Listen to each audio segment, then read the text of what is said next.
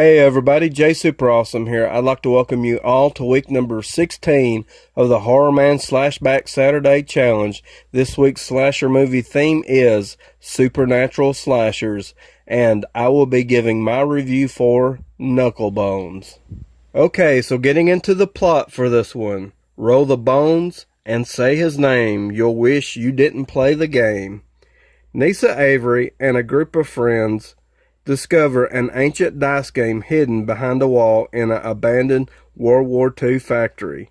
They unleash the powerful demon Knucklebones, who is bent on taking them out one by one. The kids attempt to banish the demon with the help of a local homeless squatter, who, having had a previous run-in with the demon, further explains the rules of the dice game. As the kids attempt to finish the game, it becomes clear Knucklebones has special plans for Nisa and, having met her briefly in hell, is saving her for last. Okay, so getting into my thoughts for this one. I absolutely love this movie. It's movies like Knucklebones that keep me excited for new slasher films coming out. Now, this one's already been out since, I believe, around 2016 is what it says on the back. It's released by Midnight Releasing. And I don't know if there's any plans for a sequel for this one, but I really enjoyed this movie, and I feel like there is room for improvements in future sequels.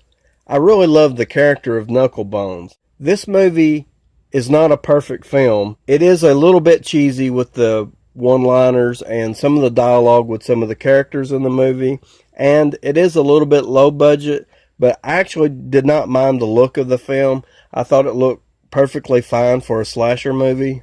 So I'm going to get into a couple of negative things that I feel about the movie, and one thing is that when the movie starts off, you are thrown through a few different time periods. You're basically thrown into a lot of violence right off the bat, and you have no idea on what's going on and to why it's going on.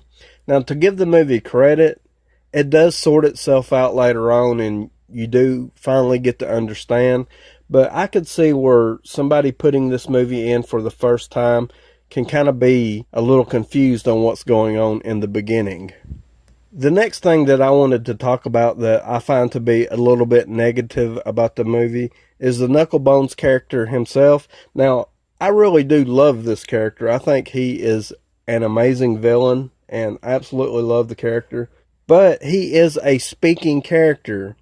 And the problem with that is he is hard to understand. And I'm sure it's due to the vocal effects they are using. They tried to give him his own unique identity and personality, and when you first see him and he's speaking, it's really hard to understand what he's saying due to the vocal effect. Now, as the movie moved on, I was able to understand him better, and you eventually do find out that he's sort of a smartass and just has a lot of wisecracks and some pretty funny one-liners, but I could see where people could have trouble understanding what he's saying. Okay, so getting into the cast of characters we have in Knucklebones. First off, I wanted to say that the acting in this movie is probably just average at best, and the characters are your typical modern-day slasher movie type characters. My favorite character in the movie is Nisa's character. Now, she is a person that is dealing with a lot of emotional and personal issues, and as soon as we meet her towards the beginning of the movie, her boyfriend is breaking up with her. She does not deal with it very well. She makes an attempt on her own life. And we do discover that she has grown up with dealing with her father committing suicide. So that's really has weighed very heavy on her. And so she is very an emotional and depressed type character. And I would have to say that she really steps it up towards the ending of the movie. And the ending part of the movie, you know, with probably about the last 20 to 25 minutes of the movie, her character really takes a leap forward, and that's what makes her my favorite character. And the ending sequence of the movie between her and Knucklebones and how the movie ends, I thought was just fantastic. Okay, so getting into the most important part of a slasher movie, and that is the killer. As I have stated a few times already, I absolutely love the character of Knucklebones. I think he is a fantastic new villain. I do feel like there is room for improvement. The vocal effects work is a little bit hard to understand. His overall look is a little cheap looking. I do love the skeletal facial features, but from neck down, he kind of looks like Jason from Part 7, just more cheaply done. But overall, a really awesome character. I do enjoy the one-liners that I can understand. So yeah, definitely room for improvement. I do hope we get sequels. Okay, so getting into the kills we have in Knucklebones. I really enjoy the violence and the gore we get in this movie. We get bones breaking out of the skin. We get chainsaws. We get machetes.